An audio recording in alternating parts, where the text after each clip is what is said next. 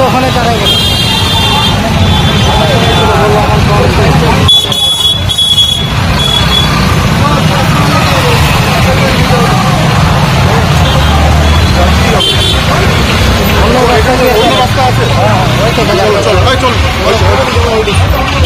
চল বক্তব্য না তো তাড়াতাড়ি।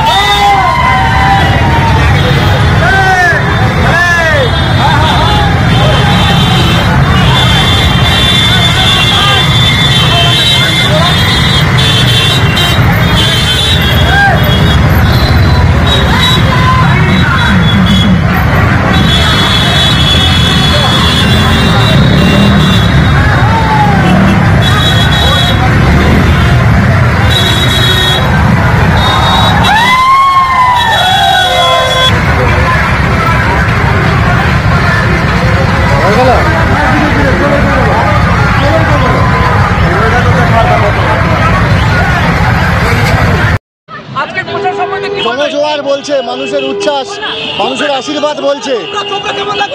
হ্যাঁ, আমাদের অসাধারণ লাগলো, কারণ এইভাবেই তো তৃণমূল কংগ্রেসের প্রতি যে মানুষের আস্থা, তার তো বিসর্জন সেটা ফুলস্বরূপ পড়ছে সবার ওপর। ঠিক আছে, তো সুতরাং দার্জিলিং লোকসভা কেন্দ্রের প্রার্থী বিশাল ভোটে লক্ষাধিকের ওপর ভোট নিয়ে জিতবে।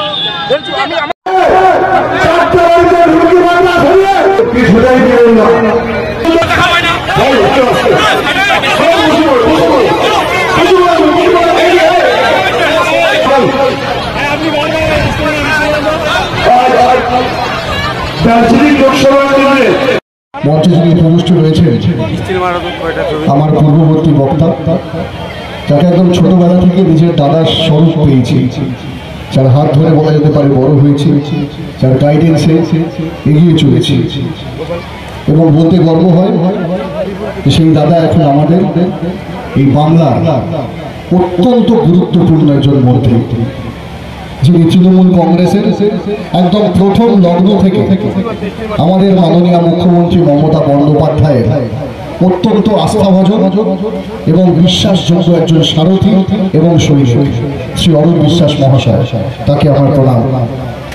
আমি প্রণাম জানাবো, সালাম জানাবো আপনাদের, আমাদের অত্যন্ত এবং আমাদের কলিগ, বিধানসভায় আমাদের প্রায় দেখা হয়, যারা হাবিবুল সাহেব এবং উপবিষ্ট এই বিধানসভার এই ব্লকের যারা সাংগঠনিক নেতৃত্ব রয়েছেন, যারা নির্বাচিত সদস্যরা রয়েছেন, তাদের সকলকে আমার নতমস্তকে প্রণাম, শুভেচ্ছা, আদাব, সালাম, কৃতজ্ঞতা। এবং সর্বোপরি আমার সামনে একদিকে ডান দিকে আমার লক্ষ্মীর ভান্ডার মায়েরা রয়েছেন, আর একদিকে আমার ভাইয়েরা রয়েছে, আমার বন্ধুরা রয়েছেন, আমার দাদারা রয়েছেন এবং আমার বয়োজ্যেষ্ঠরা রয়েছেন। তাদেরকে আমি নতমস্তকে বিনম্র চিত্তে আমার প্রণাম জানাই, সালাম জানাই, আদাব জানাই, ভালোবাসা জানাই এবং জানাই জাতীয়তাবাদী অভিনন্দন। এবং মূলত সব থেকে বড় যেটা কথা যে আপনারা হলেন তৃণমূল কংগ্রেসের সেই সৈনিক যার ওপর স্বয়ং নেত্রী মমতা বন্দ্যোপাধ্যায় ভরসা করেন। তাই তিনি যেখানেই যান না কেন তিনি বলে বেড়ান যে আমার সামনে যারা রয়েছে তারা হচ্ছে তৃণমূল কংগ্রেসের মূল সম্পদ, এবং এটা আমাদের গর্বের বিষয়। এবং আমি এখানে কোনো বিধায়ক হিসেবে আসিনি, কোনো সিনেমার নায়ক হিসেবে আসেনি, আমি এসেছি আপনাদের সঙ্গে আপনাদের মতো তৃণমূল কংগ্রেসের একজন গর্বিত সৈনিক এবং কর্মী হিসেবে। আপনাদের সকলকে অভিনন্দন, ধন্যবাদ। এবং অরুণ দাদার সুবিস্তৃত সুন্দর প্রত্যেকটা যে বার্তা রাখলেন তারপর হয়তো কথা খুঁজে পাওয়া বড়ই দায়, কিন্তু আমার যেটা মনে হয়েছে সত্যি তো তাই। ভোট আমরা কেন অন্য কোনো বিরোধী দলকে দেব? তারা কি করেছে এবং আমাদের জননেত্রী, জনদরদী নেত্রী মমতা বন্দ্যোপাধ্যায় তিনি কি করেছেন আমাদের জন্য? যদি একদম ভাবা যায় মানসিকতার ফারাকটা দেখুন, শুধুমাত্র মানসিকতা। হতেই পারে যে বাংলা যে এত 10 কোটি যে পরিবার, তারা কি করে? তারা সবাই যে তৃণমূল করবে এমন নয়, গণতন্ত্রের লেখা নেই। তারা কেউ সিপিএম করে, কেউ কংগ্রেস করে, কেউ বিজেপি করে, কেউ আইএসএফ করেন বা আরো বিভিন্ন রকম পার্টি করতেই পারে। কিন্তু আমার নেত্রী যে 67টা উন্নয়নমূলক প্রকল্প গোটা বাংলা জুড়ে নিয়ে এসছে, সেটা কিন্তু শুধুমাত্র তৃণমূল কংগ্রেসের উপর যারা ভরসা করেন বা তৃণমূল কংগ্রেসকে যারা ভোট দেন বা তৃণমূল কংগ্রেসের যারা কর্মী তাদের ঘরের মধ্যে বা পরিবারের মধ্যে আবদ্ধ রাখেননি। তিনি গোটা তার 67টা উন্নয়নমূলক প্রকল্প গোটা বাংলা ব্যাপী প্রত্যেকটা ঘরে ঘরে ছড়িয়ে দিয়েছেন। এই হলো জনদরদী মুখ্যমন্ত্রী মমতা বন্দ্যোপাধ্যায়। আর এই আমাদের জনবিরোধী যে বিজেপি, যে কেন্দ্রীয় সরকার, শুধুমাত্র প্রথম দিন থেকে প্রথম মঞ্চ থেকে যে ভাষণ রেখেছে শুধুমাত্র মিথ্যা কথা, ভুল প্ররোচনা, মিথ্যা প্রতিশ্রুতি, মানুষকে ভুল বোঝানো। সত্যি কথাই অরুণদা তো বললেন এবং আপনারাও জানেন, 2 কোটি চাকরি তো ছেড়ে দিন, একটা চাকরি কেউ হাত তুলে বলুন না কেউ পেয়েছেন এখান থেকে? পাননি। জোর গলায় বলতে পারি পেয়েছেন চাচা? পাননি। 15 লক্ষ টাকা ছেড়ে দিন, 15 পয়সা ঢুকেছে? পাননি। প্রথম থেকে শুধু মিথ্যে কথা, আর তাদের উন্নয়নমূলক কোনো বক্তব্য আপনারা পাবেন না। যখনই কোনো মঞ্চে তারা জনসভা করেছে, তারা পথসভা করেছে, কোনো রকম আগে তো সবাই লোক হয় না, মানে অন্য রাজ্য থেকে অন্য জেলা থেকে লোক নিয়ে আসে। আর তৃণমূল কংগ্রেসের বৈশিষ্ট্য কি জানেন তো? যখন আমরা পথসভা করি সেটা জনসভায় পরিণত হয়, আর আজকে যেটা এই জনসভা করেছি সেটা জনসমুদ্রে পরিণত হয়েছে। এটাই তৃণমূল কংগ্রেস। এবং কেউ এখান থেকে একজন বাইরের নেই, সবাই আপনারা এখানকারই বাসিন্দা। এটাই তৃণমূল কংগ্রেস। তারা শুধু একটাই জিনিস জানে যে মানুষকে ভুল বুঝিয়ে কি করে মানুষে বিভাজন সৃষ্টি করা যায়, বিভেদ সৃষ্টি করা যায়। কেন কোনো উন্নয়ন নেই, শুধু হিন্দু হিন্দু হিন্দু হিন্দু। আরে আমি একটা সোহম চক্রবর্তী পৈতেধারী ব্রাহ্মণ, আমাকে হিন্দুত্ব শেখাবে? তুমি জোর করে চাপিয়ে দেবে আমরা কি বলবো, কি খাবো, কি পড়বো, কিভাবে চলবো, আর সেটা মেনে নিতে হবে। এটা গণতন্ত্র, রাজতন্ত্র আমরা মানছি না, মানবো না, কোনোদিন মানবো না। এবং আমরা প্রত্যেকটা তাদেরকে বুঝিয়ে দিয়েছি গণতান্ত্রিক পদ্ধতি, কারণ তাদের কাছে অনেক রকম পদ্ধতি আছে, কারণ মূল তো তাদের কাছে অনেক বড় টাকা রয়েছে। কেন্দ্রীয় এজেন্সি পাঠাচ্ছে ভয় পেয়ে, কনফিউজ হয়ে। কেন্দ্রীয় এজেন্সি পাঠাচ্ছে কিরকম, ইডি পাঠাচ্ছে, সিবিআই পাঠাচ্ছে, অনেক সময় বিএসএফদেরকে দিয়ে নানান রকম ভাবে অত্যাচার করাচ্ছে। কিন্তু আমাদের কাছে কি আছে জানেন? আমাদের কাছে আছে মমতা বন্দ্যোপাধ্যায়ের আশীর্বাদ, আপনাদের তার প্রতি সেই আস্থা, এবং সর্বোপরি রয়েছে দুটো জিনিস, মমতা বন্দ্যোপাধ্যায়ের উন্নয়ন এবং তৃণমূল কংগ্রেসের এই পতাকা। আমরা এইটা নিয়ে প্রত্যেকের ঘরে ঘরে যাব এবং ভোট চাইব। দেখি মানুষ কি আমাদের থেকে বিরূপ হয়। হবে না, নিশ্চিন্ত থাকো। আজকে 100 দিনের কাজ, যে খেটে খাওয়া মেহনতি মানুষরা যারা রয়েছে, দিন রাত ঝড় ঝড় অতিক্রম করে, এই প্রখর রৌদ্র দাবদাহকে অতিক্রম করে, সেটা দিন রাত এক করে কাজ করেছে নিজের সংসার যাতে দুমুঠো দুবেলা খেতে পায়। প্রত্যেকেই আমরা কাজ করছি। যেহেতু 21-এ তারা ফলস্বরূপ আসন গ্রহণ করতে পারেনি, তাই তারা এখন রাজনৈতিক প্রতিহিংসা পরায়ণ হয়ে গেছে। তারা কি করেছে, তাদের একটাই এজেন্ডা। এবং এখানকার যারা তল্পিবাহক, এখানকার যারা বিজেপি কেন্দ্রীয় সরকারের নেতৃত্বে নেতাদের পদলেহন করে, তারা গিয়ে বাংলা ওখান থেকে যায়, বাংলা থেকে ওখানে দিল্লিতে গিয়ে বলে আর কানে কানে বলে এই বাংলায় আমাদের ভোট দেয়নি, তাই তোমরা এদেরকে টাকা দিও না। এবং বলতে বলতে প্রায় 1,60,000 কোটি টাকা আমাদেরকে মেরে দিয়েছে। আমাদের সেনাপতি অভিষেক বন্দ্যোপাধ্যায় গেছিলেন দিল্লি দরবারে, অমিতাও গেছিলেন। আমাদের নেত্রী কলকাতার রাজপথে ধর্নায় বসেছিলেন, একবার নয় দুবার। চিঠি দিয়েছিলেন কেন্দ্রীয় সরকারকে যে এটা আমরা তোমাদের কাছে কোনো ভিক্ষা চাইছি না, এটা আমার গরিব মেহনতি ভাই বোনেদের, দাদাদের, দিদিদের খেটে খাওয়া হকের টাকা, এইটা আমাদেরকে দাও। সেটাও তারা দেয়নি। এই নিষ্ঠুর পাষাণ হৃদয়কে কি আপনারা কোনো রকম ভাবে ভোট দেবেন? উত্তরটা আপনারাই বলুন। দেবে দেবে দেবে?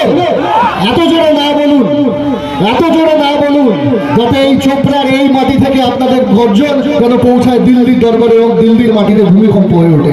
বলুন দেবে দেবে? বলুন বিজেপি হটাও, বিজেপি হটাও, বিজেপি হটাও।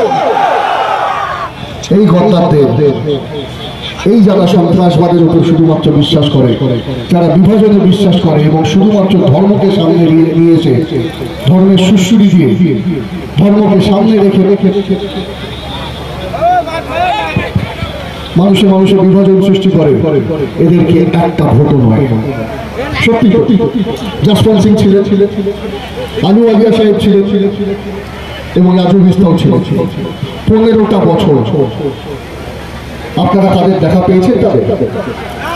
পেয়েছে? অনেক তো তুফান গেছে, অনেক তো ঝড় জল গেছে। এই তো কদিন আগে পর্যন্ত আমাদের জলপাইগুড়ি এখানে ঝড় বয়ে গেল। কে এসেছিলেন? আমার নেত্রী মমতা বন্দ্যোপাধ্যায়, আমাদের নেত্রী মমতা বন্দ্যোপাধ্যায়, অভিষেক বন্দ্যোপাধ্যায়। তারা কিচ্ছু না, তারা ইলেকশন কমিশনের কাছে গেছিলেন এবং তারা আবেদন মাত্র করেছিলেন যে যারা ঝড়ে, যারা এরকম ভাবে রোগগ্রস্ত যে পরিবারগুলো রয়েছে, তাদের জন্য কিছু না, আমরা 1,20,000 টাকা করে তাদের ঘরে পৌঁছাতে চাই, যাতে তারা ঠিকঠাকভাবে বাড়িটাকে তৈরি করে সুখে শান্তিতে দিনটা কাটাতে পারে, আপাতত সেটেল হতে পারে। কিন্তু ইলেকশন কমিশন তো তা করেননি। উল্টে সেই সমস্ত সাংসদদের পুলিশের দ্বারা অত্যাচারিত করে ঘাড় ধাক্কা দিয়ে গেছেন থানায়। এদেরকে ভোট দেবে? আর এখানে তো আমাদের নেত্রী মমতা বন্দ্যোপাধ্যায়, অভিষেক বন্দ্যোপাধ্যায় বা তৃণমূল কংগ্রেস ভোটে রাজনীতি করে না, ভোটে রাজনীতিতে তারা বিশ্বাস করেন না। তারা বিশ্বাস করেন যে তারা মানুষের আশীর্বাদ পেলেই তারা সবসময় থাকবেন। এবং আপনাদের আশীর্বাদ, আপনাদের ভালোবাসা যতদিন আছে, তৃণমূল কংগ্রেসকে এই বাংলা থেকে 1 ইঞ্চিও কেউ সরাতে পারবে না। 1 ইঞ্চি জমি দেব না।